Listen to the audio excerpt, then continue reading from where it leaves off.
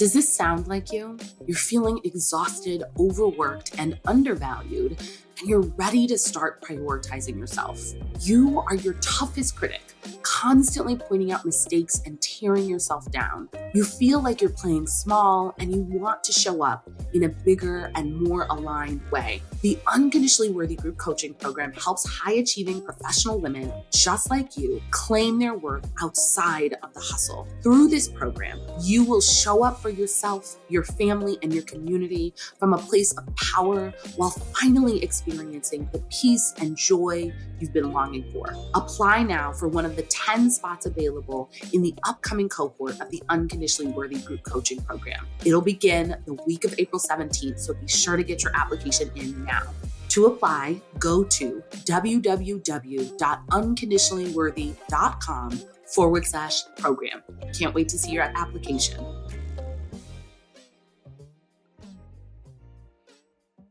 They no longer want to do things that they do not love, but they're not going to devote all of their time and energy to something that they don't want to do. And that is okay. And a lot of people are finding success because they're finally doing what they want to do. They're doing the things that they love, and it is bringing them joy and fulfillment. And I think we're seeing a real shift for people who are dealing with imposter syndrome. Welcome to the Unconditionally Worthy Podcast.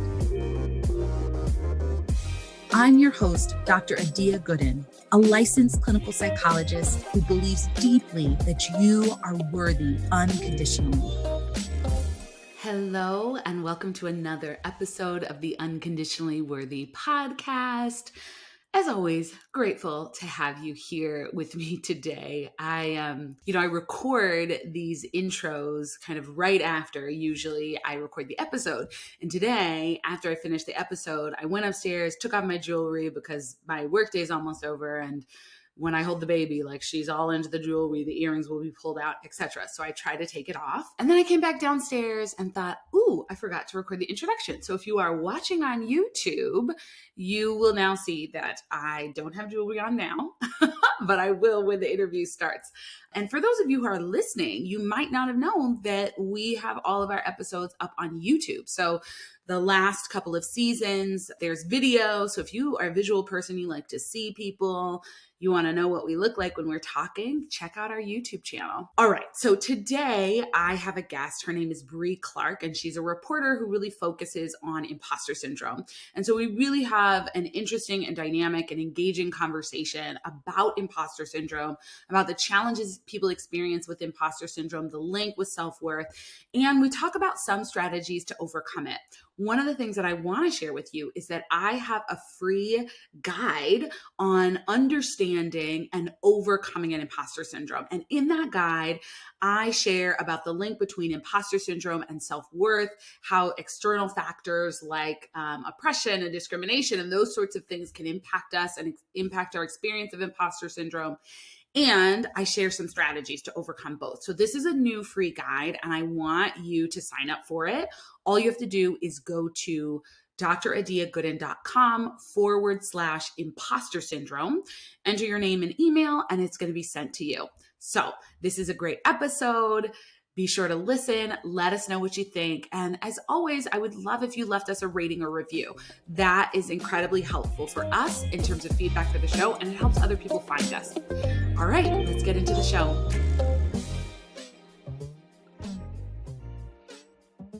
I'm really excited to welcome Bre Clark onto the podcast today. Bre is a seasoned multimedia journalist and news personality with a decade of experience in broadcast news and public relations. Bre has interviewed countless politicians, experts, celebrities, and social media influencers and everyday people, where she discovered most were searching for confidence and lacking self-worth. Bre just launched a new talk show called The Real Deal, where she unmasks imposter syndrome and speaks with successful people about confidence, self-worth, and their personal battles with imposter syndrome. So much of the work that you do is aligned with what we talk about here on the podcast, and I'm very excited to have you here. Welcome, Bre. Yeah, I'm excited to be here. I've been following your work, and I love what you're doing. So I think we need more of this type of stuff out there. Yes, thank you. Well, I'd love to begin our conversation where I start all my conversations with guests, which is by asking you to talk a little bit about your own self-worth journey. Yeah, I'm actually still on my self-worth journey.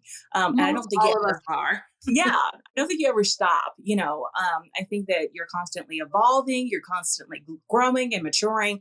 And if you're not, like, it's just, I mean, nothing alive stops growing. Like, it just doesn't. Mm, So my self-worth journey, it's looked a lot different these past couple of years. Um, because at first my self-worth was rooted in other people or other things, and those expire. I'm learning those things expire, and so when those things dwindle or go away or change, what does that mean about me and how I feel about me when that happens? And so my self-worth, it started off, it wasn't great. I was bullied all through mm, school until I got to high school, and I learned that the bullying would stop if I would become somebody that the people liked, or I would, and so I just kind of was a chameleon. I would, mm, shift and change depending on what group of people I was around. And you kind of get lost in that, and your identity isn't really shaped at that point. And when I got into TV news, I had a better understanding at that point. I was married. We had lost a child. Like, we had gone through some stuff. And so with that comes growth. But I was still grasping at other things to define who I was. And for a long time, my job was my identity. It's all I did. As journalists, we wake up and we hit the ground running, and you're doing all of the things, and you get home and you're still plugged in. You're on social media, you're looking at the newscast, you're trying to figure out what you're going to do the next day. And there's never any time for you to mm, really connect with you. And there's no self-care there. There's nothing. And so for a while there, my self-worth was equal to my job. It was very much aligned and connected to that. And I got to a point where I just felt not lost, but it felt like something was missing, mm. or that I wasn't living up to some type of standard. And that became an issue for me.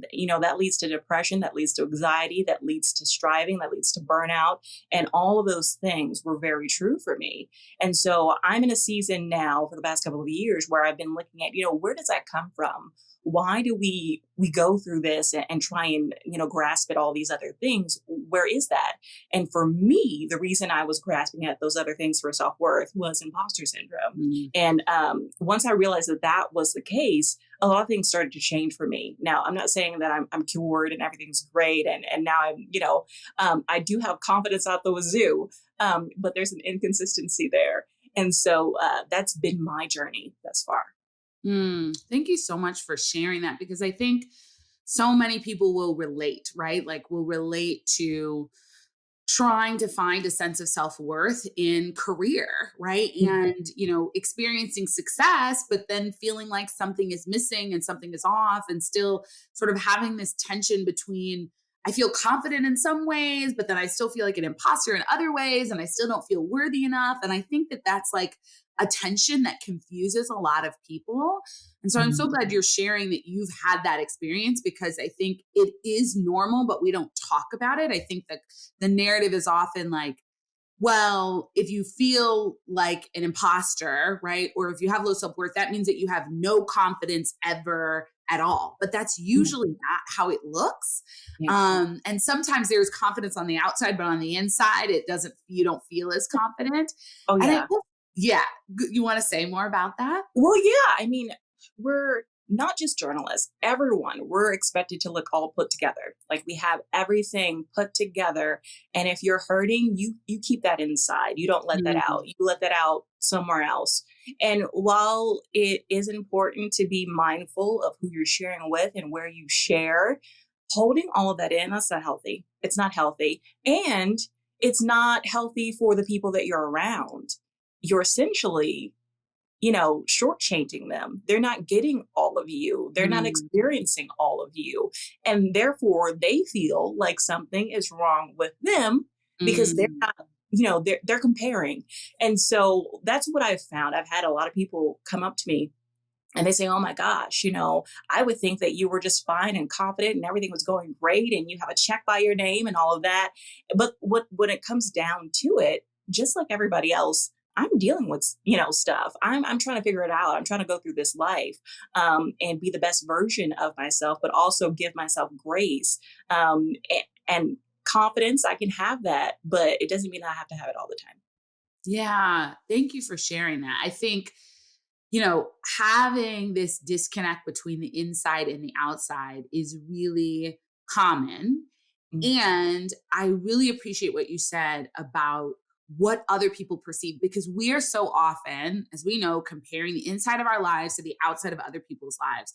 But we're not thinking about the fact that other people are doing the same thing for us, to us, Mhm. and with us, right? And so that if we never show the process, the messy middle, the challenge, the insecurities, and it's not saying that you need to post every insecurity on social media, right? Like, I wouldn't actually recommend that, because it Yeah. can be a rough place out there and you don't know Yeah. who's going to respond. But the idea of, like, if we could show up honestly and authentically, not only is that helpful for us because it allows us to be true to who we are, it also allows other people to fully accept us. And it gives other people permission to be their full authentic selves, who are in process, who have a messy middle. And so it's incredibly powerful when we have the courage to do that. Yeah. Yeah. There's so much power in it. And I think people underestimate how much power is in there, because for the longest time we've said that's weakness. Oh, it's Mhm. weak for you to do that. It's weak for you to share what you're going through. It's weak for you to even seek help for that. And that's not the case. It takes a lot of strength to own up to what's really happening with you and still move forward and walk in confidence. It takes a lot of strength to do that. So that's what I tell people. That's where I go when they come Yes. to Yes. me.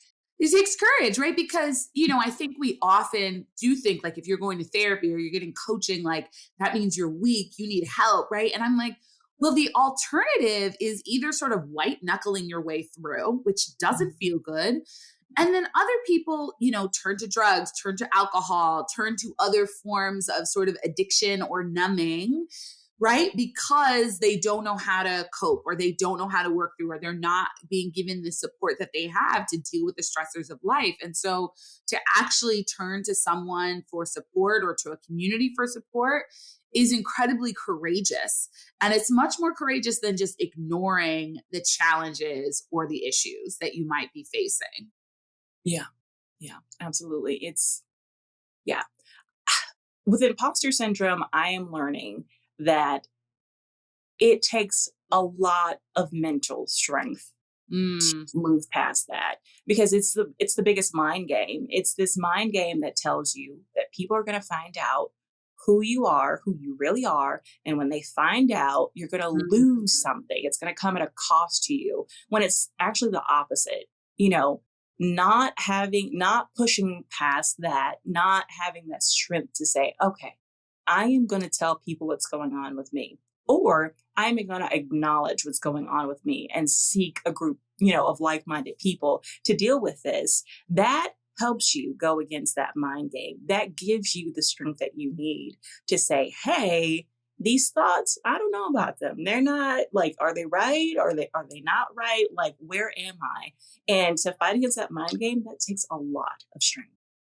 yeah. And I think the other power of going to people, especially when you're experiencing imposter syndrome, is that often when we feel like imposters, we ignore the truth of who we are, and we ignore our strengths, our gifts, and our accomplishments. We Yeah. overlook all of those things, and we are just focused on, I sent this email to this person or to this group of people and I made a mistake, and or whatever it is, like maybe it's a bigger mistake. Yeah. And when we can go to other people, they can say, well, I actually see all of you. Like, yeah, you might have made that mistake, but you also contributed this, you did that, you accomplished this, you helped me with that, you did this, right? And so they can often hold that truth in a way that we struggle to access when we are experiencing imposter syndrome. And I'm so glad you brought the conversation back there, because I'd love for you to just share, how do you conceptualize and think about imposter syndrome? You just talked a little bit about how it can show up mentally, but talk a Yeah. little bit more about how you think about it. Well, so I first heard the term years ago, and I put it on the shelf after I was doing research on this book here in Austin for women who are in STEM fields: science, technology, engineering, and math. And there was a young woman; she had just started her career in computer programming, and she said, I thought I was failing. At Mm, everything. I thought that I wasn't doing something right, or I wasn't smart enough, even though I was making these good grades. I was surrounded by all these people, and she was one of the few women in her profession. She saw some women from time to time, but majority of the people that she saw, her colleagues, they were men. And what she realized after finally opening up about how she felt was that the men felt that way too. mm, They just weren't talking about it. Or it was an external force that made them feel that way. They were like, "Oh, this was graded too hard," or I wasn't given enough time to do this." It was all those external things, not "I'm not good enough. I didn't do this right. Maybe there's something wrong with me. Maybe I'm not cut out for this." Those mm, were the types of things that she was hearing. And as she was explaining this, I thought, oh my gosh, I think I've felt that way, at times. And then I put it on the shelf and I just never revisited it because I didn't completely understand it. And so as I went through life and started meeting with people in my industry in particular, other journalists who were struggling with, am I good enough to bring information to people? Am I mm, good enough to be on camera? Am I good enough to do all the facets of this job? Because it's not just showing up and looking pretty. It's, editing and writing and producing and all these skills that you're having to master, or at least understand to be able to do your job. And so I was meeting these people and I started recognizing it. And I was like, wait a minute, this sounds a lot mm, like imposter syndrome. And so I started doing more of the research. And I'm like, yeah, this is what a lot of us are dealing with. And a lot of us think it's depression and anxiety or some of these other things. And while that might be the case for some people, while they may very well be dealing with depression and anxiety, for a lot of them, it boils down to no, you're actually dealing with imposter syndrome. It's running rampant and you're not dealing with it. And so that is something that resonated with me. And I started to look more into this. And when I decided to make a career shift and was approached to do a talk show, I said, who am I to do a talk show? Like, mm, who would want me to do a talk show? And I sat there and I was talking to people and I was like, yeah, that's just my imposter syndrome. And mm, a light bulb went off. No, this is what we need to talk about. This is what the show needs to be about. If anything else, now I need to be my true self. Now I need to share what's going on. And that's just a part of my journey. And so this show is for me just as much as it is for everybody else that I'm sharing it with. mm. Yeah, and I think it's really powerful that you sort of recognized imposter syndrome when you were talking to people, because the irony of imposter syndrome is that around 70% of people sort of report experiencing it. And yet, when we feel like imposters, we feel like we are the only ones. Yeah. And often, what we make up in our heads or what people make up in their head is, yeah, they think they're imposters, right? Like they're struggling with imposter syndrome. I'm a real imposter. Yeah. They are fine, but it's me, right? And there's this sense of isolation that comes through, as we were just talking about.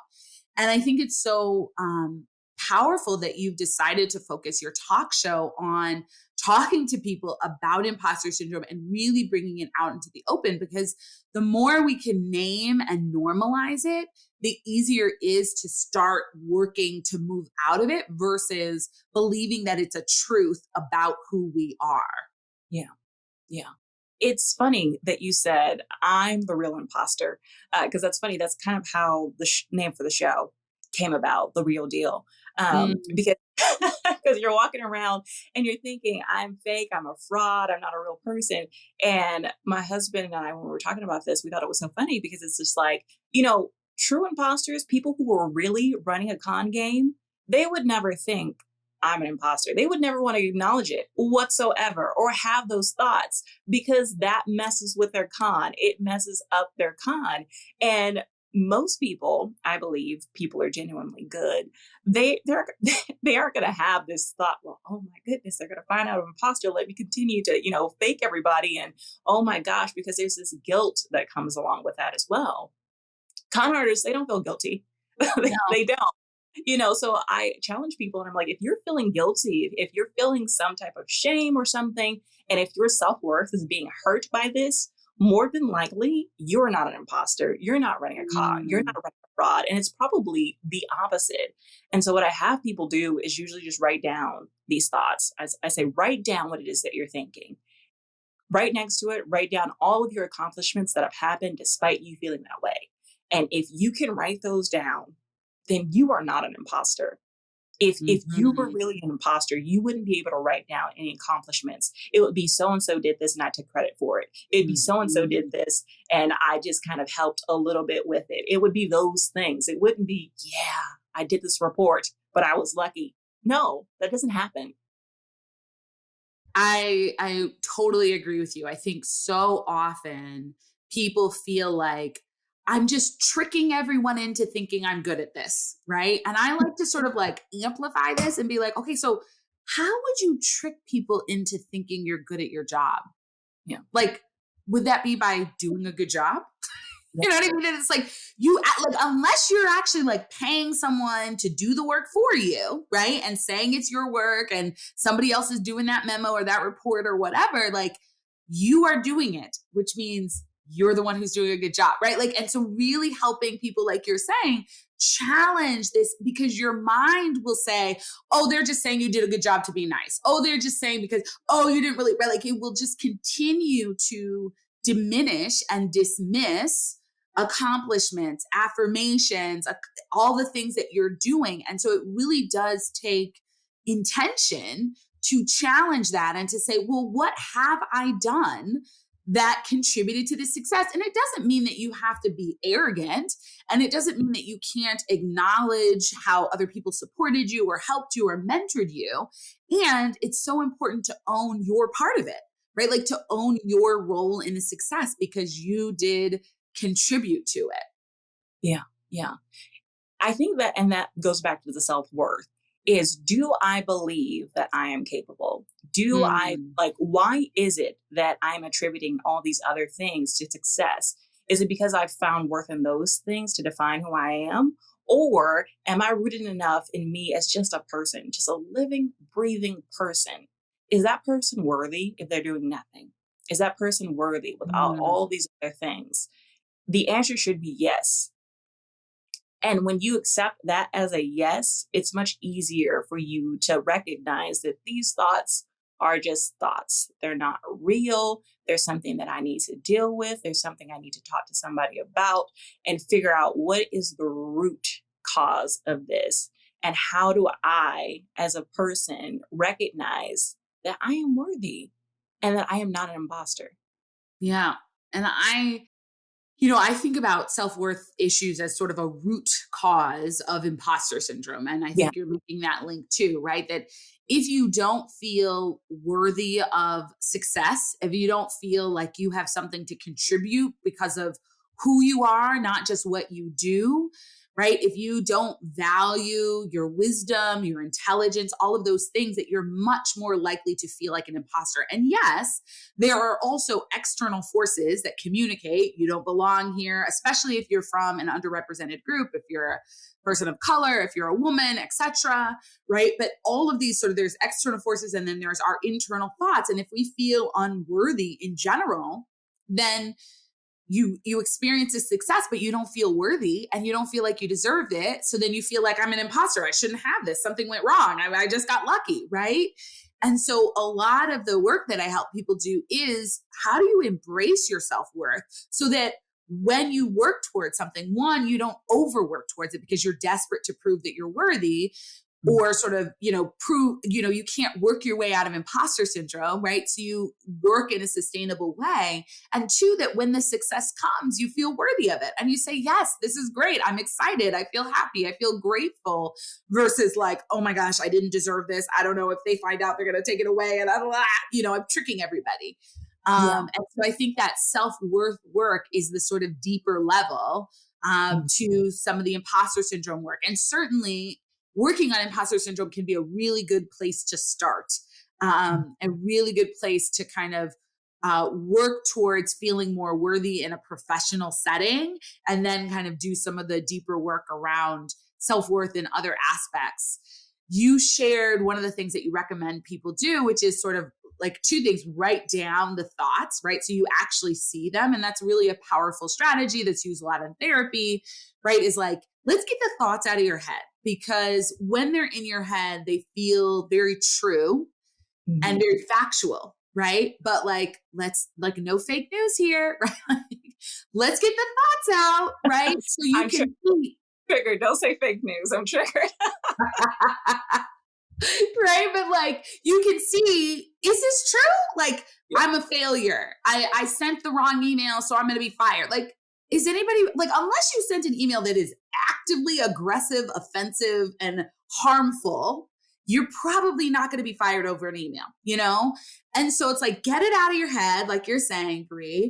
And then also like, write down your accomplishments and own them, right? Like, because usually we have more accomplishments than we actually acknowledge. Yeah. So I wonder if there are other things that you have found help people in your own life, have found help you overcome imposter syndrome in your conversations with successful people. What are the other things that you see as helpful in overcoming imposter syndrome? Yeah. Avoiding isolation. Just avoiding isolating yourself. I have a text thread with 7 other women. We are all very similar in what we do, but there's also strengths and weaknesses that are very diverse in our group. We're very diverse women of color that talk to each other about the things that we're dealing with, so that when one of us is having those feelings, you know, not all of us suffer from imposter syndrome, but when I'm suffering from those feelings, I say, hey guys, this is what I'm thinking. And I just put it out there. I don't say, do you think this is true? Do you align with this? I don't ask those questions. I just say, this is how I'm feeling. And I've given all of them permission to speak into that. And what I've learned is that I can't take that permission back. Once you give that permission is given to them unless they're being harmful. But most of the time, people that love you, that you've given permission to do that, they're not going to do that. And so I tell them, you have permission to speak life into what I'm saying. You have permission to speak the opposite and speak worthiness into that and bring to my attention what really is happening. And 9 times out of 10, it's, well, Bre, look at what you've done this week. You know, look at, you know, your child was sick. You helped get them better. You went to work. You're in the middle of moving. You unpacked your house. You know, all of these things that I'm doing on top of the thing that I'm laser focused on, because I do believe that people with imposter syndrome have tunnel vision. They only see their accomplishments and where they want to excel. They don't see all of the life things that are happening. And that's what I've been talking about when I talk about separating your self-worth from that thing, because it unfolds this way as well. If I don't just think about my job as being accomplishments for me, a measure of success from, hey, I did the project, I got the thing done, or I got the bonus. Those are, you know, measures of success. But there are other things that don't have a black and white measure of success where you are excelling in your life. If you woke up and you fed somebody today, you accomplished something. You know, if you send somebody a text message, you have no idea what those ripple effects are of you just living and breathing. Oprah says this all the time, and she got this from Maya Angelou. You will never know your legacy. You will never know it. Because it is all of the people that you have come across and impacted throughout your entire life. And there's no way of you knowing what those ripples looked like. There's no way. So when your self-worth is just in me being a person and living and breathing and trying to do good. Yes. When you attach your self-worth to that, then it doesn't matter if you sent that email and it was awful, you know, and it probably wasn't. But let's say it was awful. It doesn't matter, because guess what? You fed somebody today. You woke up today. You shined your light today. You did something that was important, whether you know it or not.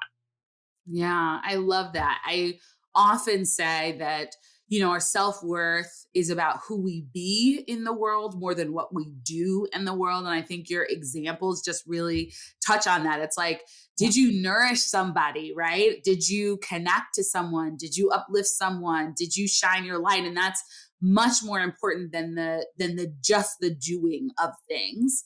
Yeah. Also what you said makes me think about my work at the University of Chicago. So I spent 4 years working in the counseling center at the University of Chicago. So I was doing therapy with their undergraduate and graduate students. So University of Chicago is like the top 3 universities in the country. So it is very highly ranked, very, very intense academically. And often these students are incredibly high achievers and they are very singularly focused on their academic performance. And that is challenging because, as you're saying, when we lose connection from ourselves as a whole person, and when one area of our life becomes the make or break, right? Like, if I don't get a good grade, if I make a mistake as a mom, if I, like whatever area it is, if that becomes all of us and we lose touch with the fact that we're a whole human and we're in a lot of different roles, then it becomes overwhelming because there's so much pressure on this area of life. You have to get the A. You have to get the promotion. You have to be a perfect, quote unquote, mom whose child is never upset. Like, impossible. And so we put this pressure on ourselves and we get, as you said, tunnel vision because we lose focus on the fact that, you know what? Yeah, momming may be really hard right now, right? Like you may be, your kid may be having a hard time. There may be just transitions. There may be a lot of things going on and that may not be going as well as you want. And you also maybe have a partner. You have other family members that you're showing up for. You have friends. You maybe have a job or career, right? Like those other things, and remembering that all of those spaces and places are where you show up and you share, and none of them need to be make or break because you're a full person, I think is incredibly helpful and powerful to help people move out of imposter syndrome. Oh yeah, I totally agree. Yeah. It takes a lot to move out of it. Let's just say that. I think this conversation has been a perfect example of it takes a lot of strength and hard work to come out of imposter syndrome, but it is possible. It's a daily doing of trying to figure out what area do I need to work on today, Yeah. And, I'd love for you to share some of the insights that you've gained from some of the conversations you've had with successful people. And I'm sort of specifically thinking about, in my experience, talking with lots of groups of people about imposter syndrome and lots of very successful people about imposter syndrome. Like, you can't success your way out. I should probably say you can't succeed your way out of imposter syndrome. And I wonder if that truth is reflected in your experience talking with successful people. Yeah. My insight has been that everybody is dealing with something. It might not be imposter syndrome, but I've met quite a few people who are, and I think more people are being vocal about that. I'm learning that success does not equal, or overwork does not equal success. A lot of people think that it equals burnout, and burnout equals other things, negative things, mental illness, physical illness, isolation, those types of things that you deal with. There's no fulfillment that you get with trying to overwork towards success. The insight that I've actually got is once people finally decided that they were going to root themselves in knowing that they were worthy, no matter what, full stop, that success found them, success found those people. Once I finally stopped striving as a journalist, that's when things opened up for me. That's when I came to my full self and people noticed. I would get emails from people saying, "Oh my goodness, you look so happy. What's going on?" Or, "Hey, did you lose weight? Oh, are you glowing?" Like those types of things. No, I hadn't lose weight. I had gained 10 pounds. But to those people, I looked healthy and happy and whole. And it's not a perfect thing. We don't bat 1,000. None of us do. There's still days where we feel like we're not living up to where we're living up, but that's normal. That's okay. The other thing I realized is there are people who think they're suffering from imposter syndrome and they are not.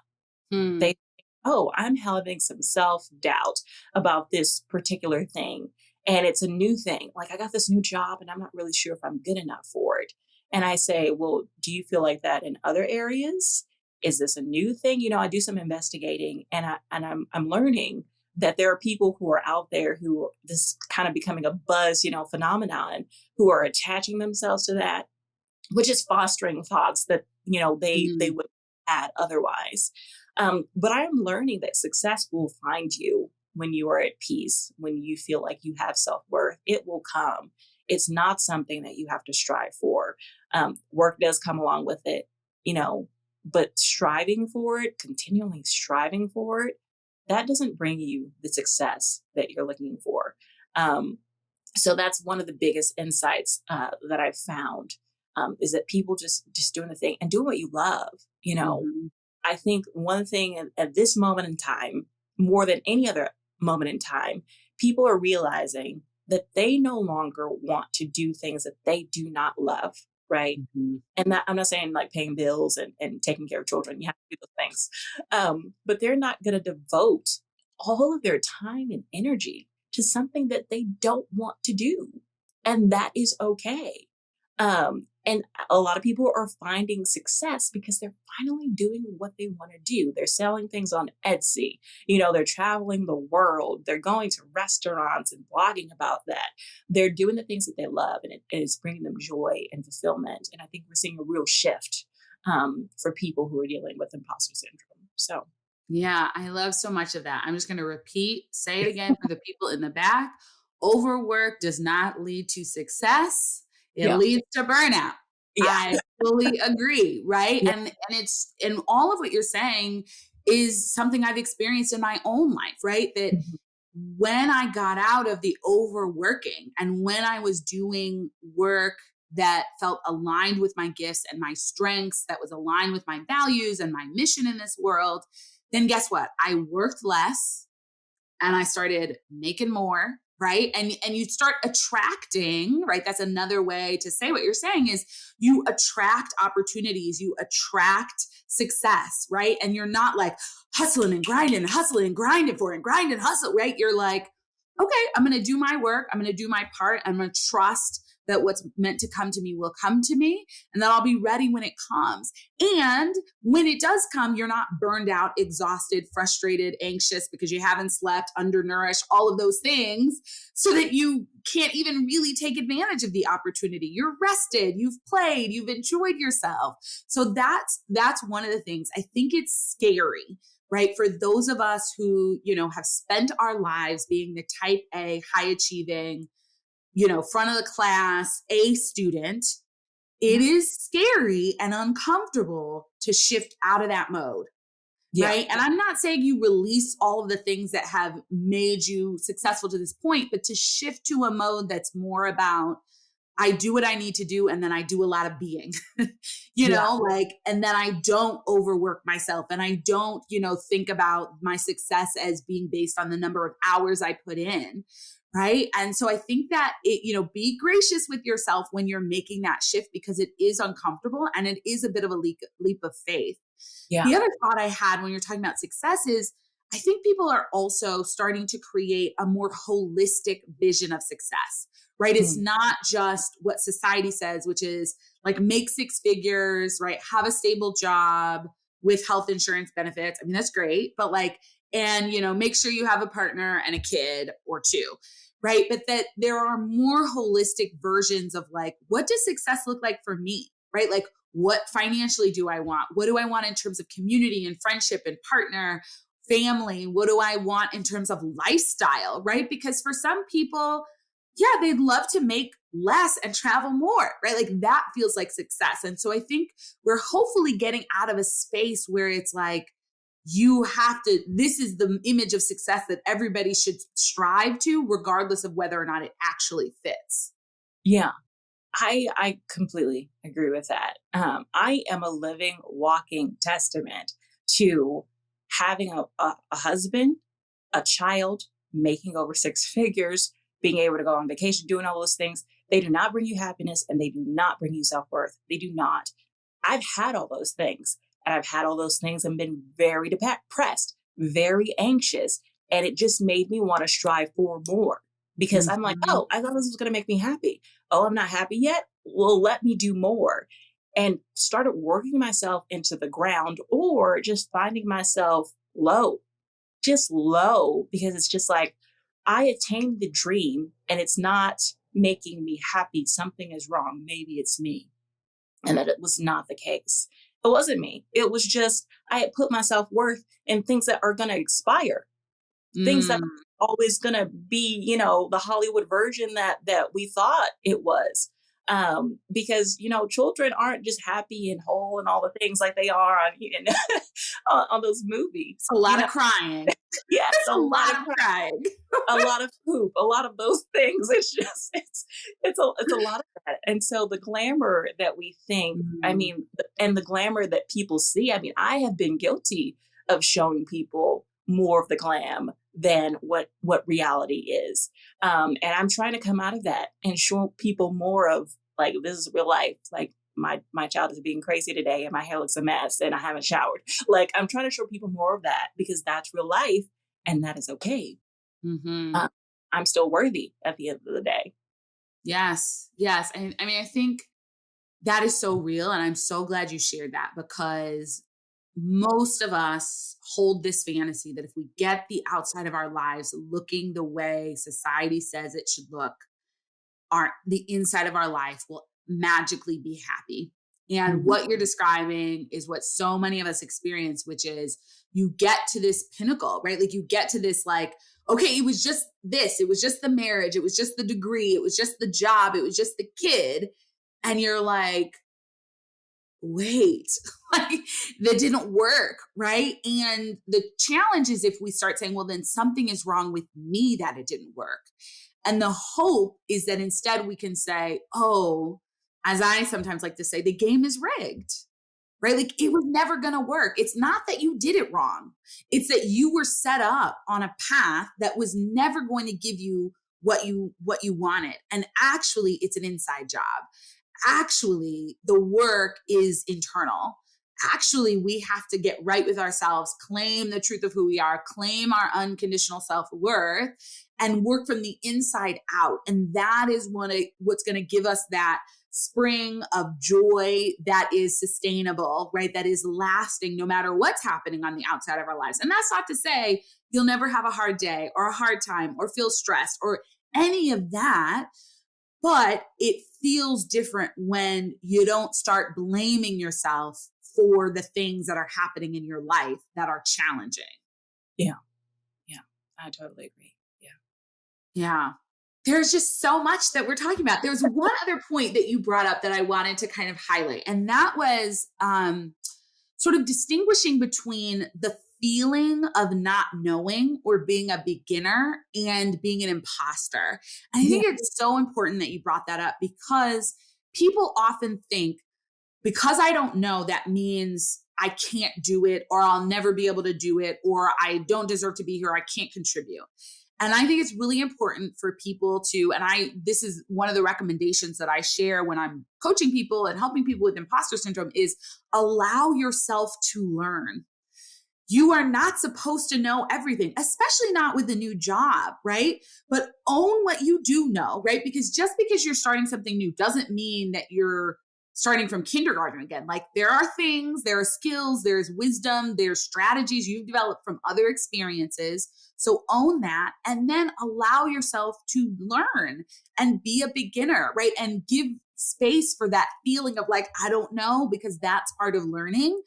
Give space for that without making a conclusion. I shouldn't be here. I don't deserve to be here. I tricked everybody, right? Like without concluding that you're an imposter, because learning is a part of life and it's how Mhm. we grow.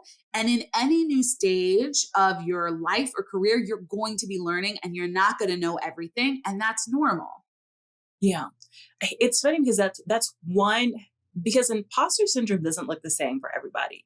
And I think that's something that I've been trying to let people know is there are Mm, different type of quote unquote imposters out there, and they don't all look the same or think the same, and it doesn't impact them all the same. The big difference is between men and women, but even among women, you have people who are like, I'm Superwoman. Should be able to do all the things, or I'm an imposter. Or what you're talking about, I'm the expert. I should know everything, and if I don't know everything, then oh my gosh, I'm an imposter. And you aren't going to know everything. You're always going to be learning, and whatever you're studying is always going to be changing and evolving because that is the way life works. That's just what it is. New things arrive. We get technology. We get new technology. I mean, there's a new iPhone all the time. And that's just how life is. There's newness and there's beauty in that. And mm, so I think that some people, when they're dealing with imposter syndrome, it's harder for them when those new things arise. It's like, oh, I have this new job. But I challenge them to look at the confidence that they had to even apply in the first place. You had confidence to mm, that application. You had confidence to go to the interview. You had confidence to accept the job. Have confidence to try it and see how mm, it works. And if it fails, so what? mm. So what? Yeah. You will still live and breathe and the world will still turn, right? And some people don't like that because it sounds very bootstrappy, like pick up yourself by the bootstraps. But no, it's not that. It's not acknowledging your feelings about it, because you're going to be sad, you're going to be upset, you're going to be frustrated. But don't take those feelings and internalize them and abuse yourself with them and Mhm. say, I am not worthy.